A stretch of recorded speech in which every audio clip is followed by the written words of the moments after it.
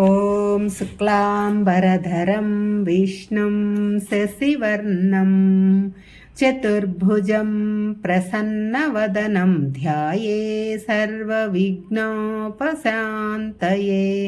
ఓం శ్రీకృష్ణ పరబ్రహ్మణే నమః. శ్రీమద్భగవద్గీత అథ అష్టాదశోऽధ్యాయః. మోక్షసన్యాసయోగః. 50వ శ్లోకం. సిద్ధిం ప్రాప్తో యథా బ్రహ్మ తథాప్నోతి నిబోధ మే. సమాసేనైవ కౌంతేయ నిష్ఠా జ్ఞానస్య యా పర. ఓ కౌంతేయ, నిష్కామయోగం ఆచరించి దాని ద్వారా జ్ఞాన విజ్ఞానములను నిష్ఠతో ఆర్జించి ఎలాగైతే పరమగతిని పొందుతున్నారో అలాగే కేవలం జ్ఞానయోగంతో కూడా పరమగతిని పొందగలరు. అది ఎలాగో నీకు క్లుప్తంగా చెబుతాను, శ్రద్ధగా విను. ఇప్పటి వరకు మనం జ్ఞానయోగం కర్మయోగం గురించి తెలుసుకున్నాం. జ్ఞానయోగం కర్మయోగమును అనుసరించి మోక్షం పొందవచ్చు అని తెలుసుకున్నాం. అందులో జ్ఞానయోగం గురించి మరలా సంక్షిప్తంగా చెబుతాను అంటున్నాడు పరమాత్మ. ఈ కింది 3 శ్లోకాలలో గీతాసారము అని చెప్పబడ్డాయి. జ్ఞానము మనకు 3 విధాలుగా కలుగుతుంది. శాస్త్రాలు గురుముఖత వినటం వలన, విన్నది మననం చేయటం వలన, ఆ మననం చేసినది ధ్యానం మొదలగు వాటితో ఆచరించటం వలన కలుగుతుంది. అంటే ధ్యానం వలన మన మనసులో బుద్ధిలో ఉన్న విపరీత భావనలను తొలగించుకొని మనసును బుద్ధిని నిర్మలంగా ఉంచుకోవటం. ఈ 3 జ్ఞాన మార్గానికి సోపానాలు. ఇందులో ఏది లోపించినా జ్ఞానం కలగదు. ఈ శ్లోకంలో నిష్ఠ జ్ఞానస్య అని అన్నారు వ్యాసుల వారు. అంటే జ్ఞాన నిష్ఠ. కేవలం శాస్త్రములు చదివి జ్ఞానం సంపాదించినందువలన సరిపోదు. ఈ జ్ఞానము అణువున జీర్ణించుకోవాలి. మనకు ఏదైనా సమస్య వచ్చినప్పుడు ఆ జ్ఞానం ఉపయోగపడాలి. అలా ఉపయోగపడని జ్ఞానం వృధా. ఉదాహరణకు మనకు బ్యాంకులో 10 లక్షలు ఉన్నాయి, జేబులో 1000 రూపాయల నోట్లు ఉన్నాయి. కానీ దాహం వేస్తే నీరు కొనుక్కోవటానికి 20 రూపాయలు లేవు, ప్రాణం పోతుంది. అప్పుడు ఎవడో మనకు కాసిన నీళ్లు ఇచ్చాడు, లేక 20 రూపాయలు ఇచ్చాడు. అదే నిజమైన ధనం. కాబట్టి అవసరానికి ఉపయోగపడని ధనము జ్ఞానం ఉన్నా లేనట్టే. కాబట్టి జ్ఞానాన్ని అణువణువున పదిలపరుచుకొని దానిని అనునిత్యం ఉపయోగిస్తుంటే పరమపదం చేరుకోవచ్చు. అది ఎలాగో సంగ్రహంగా చెబుతాను అని అన్నాడు కృష్ణుడు. 51. బుద్ధ్యా విశుద్ధయా యుక్తః ధృత్యాత్మానం నియమ్య చ శబ్దాదీన్ విషయాం త్యక్త్వా రాగద్వేషౌ వ్యుదస్య చ. ఈ కింది 3 శ్లోకాలు గీతాసారము. ఈ 3 శ్లోకాల్లో చెప్పబడిన సాధన సంపత్తిని మనం స్వంతం చేసుకోవాలి. ఇది కనుక పాటిస్తే పరమపదము సులభంగా పొందవచ్చు. 51వ శ్లోకం చూద్దాం. బుద్ధ్యా విశుద్ధయా యుక్తో అంటే శాస్త్రములను వినటం ద్వారా, మననం చేయటం ద్వారా బుద్ధిని బాగా శుద్ధి చేసుకోవాలి. అప్పటికే చేరి ఉన్న మలినాలన్నీ కడిగి వేయాలి. అది మంచిదా, ఇది మంచిదా, అది చెయ్యాలా, ఇది చెయ్యాలా, ఆ దేవుడు గొప్పవాడా, ఈ దేవుడికి మహిమలున్నాయా అనే సందేహాలు సమూలంగా తుడిచెయ్యాలి. మనస్సును నిర్మలంగా ఉంచుకోవాలి. ఇక్కడ బుద్ధి అంటే మనసు అని కూడా అర్థమే. నిర్మలమైన మనసు కలిగి ఉండాలి.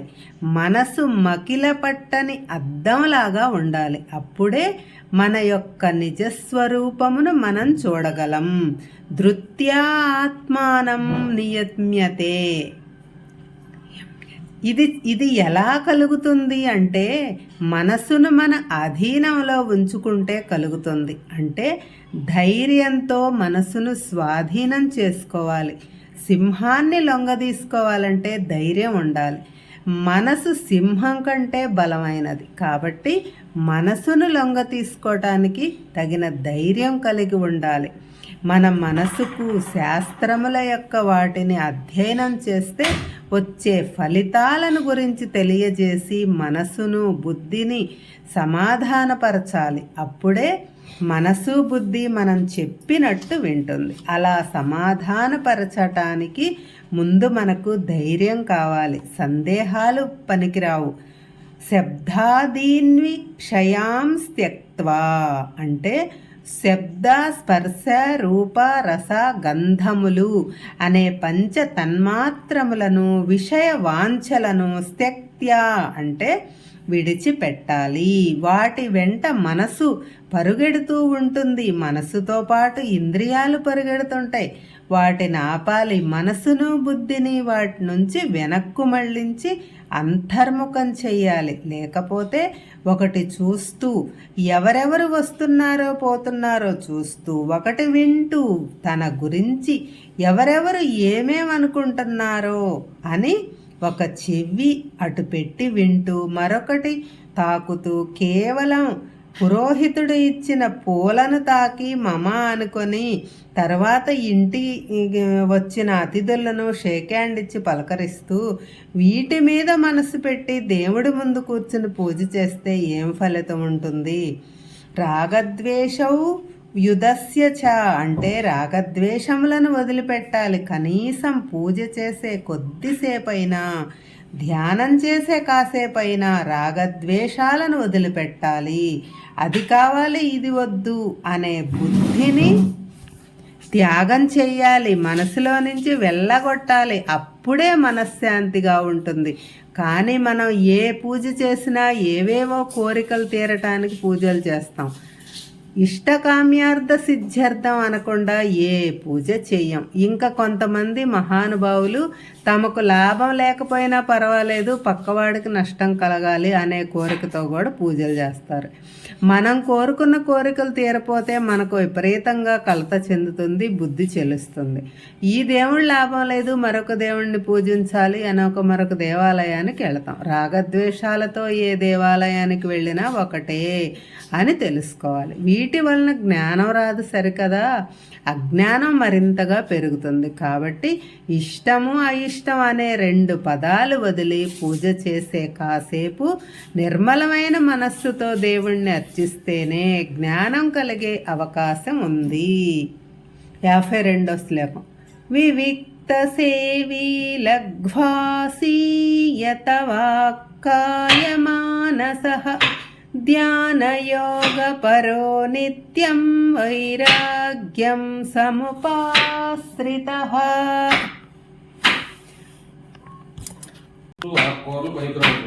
వివిక్త సేవి అంటే రణగుణధ్వనుల మధ్య కాకుండా ఏకాంతంలో ఉండటానికి ప్రయత్నించాలి. ఇంటిలోనే ధ్యానమునకు ఒక ఏకాంత ప్రదేశమును ఏర్పాటు చేసుకోవాలి.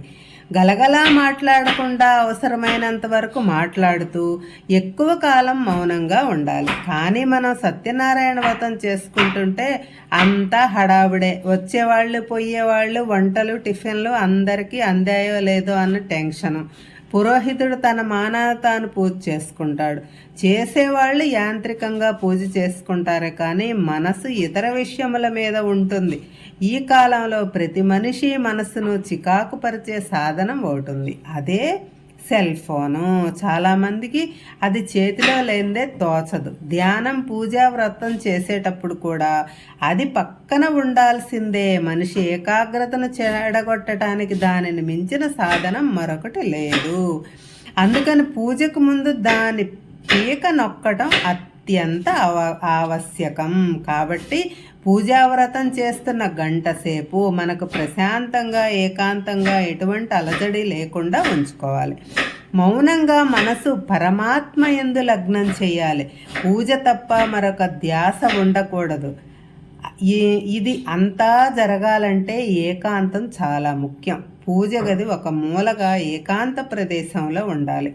ఎటువంటి రణగుణ ధ్వనులు లేకుండా ఎవరూ చిరాకు పడకుండా ధ్యానం చేసుకోవాలి.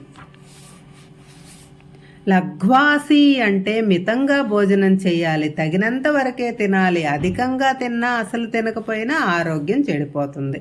మనం తినే ఆహారం మన మీద దాని ప్రభావం చూపుతుంది. కడుపు నిండా టిఫిన్ చేసి పూజకు కూర్చుంటే నిద్ర వస్తుంది. అందుకే ఏదైనా పూజలు వ్రతాలు చేసేటప్పుడు వ్రతం చేసుకొని భక్తితో ప్రసాదం స్వీకరించే వరకు ఏమీ తినకూడదు అని చెప్తారు. దాహం వేస్తే ఆచమనం పేరుతో కాస్త జలం పుచ్చుకోవచ్చు.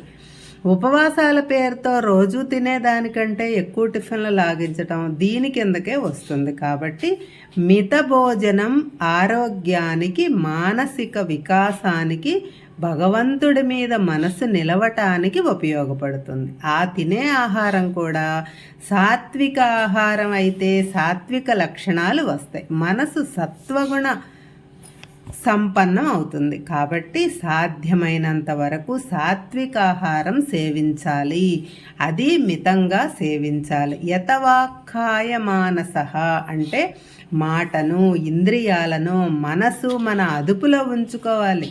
దీనినే త్రికరణ శుద్ధి అంటారు. మనసులో భావన, మాట్లాడే మాట, చేసే పని ఒకటిగా ఉండాలి. ఒకటి అనుకుని మరొకటి చెప్పి ఈ రెంటికి విరుద్ధంగా మరొకటి చేయకూడదు. అలాగే ఇష్టం వచ్చినట్టు మాట్లాడటం, ఇష్టం వచ్చిన పనులు చేయటం మంచిది కాదు.